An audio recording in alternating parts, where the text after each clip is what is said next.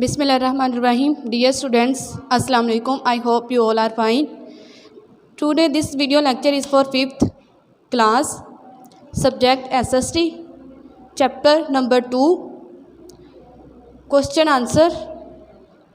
Today we will do question number 2.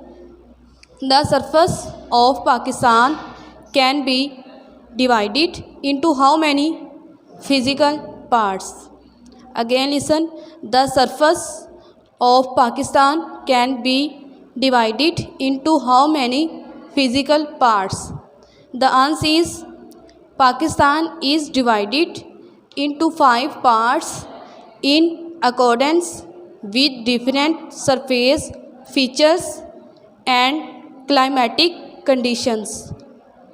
First is North and Northwestern mountains. Second is Potawar and Balochistan plateau. Third is Indus Plain. Fourth is deserts. 5 is coastal area. Again listen.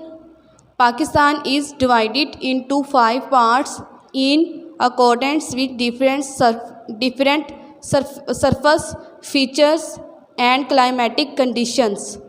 First is North and Northwestern mountains. Second is Potawar and Balochistan plateau. Third is Indus Plain.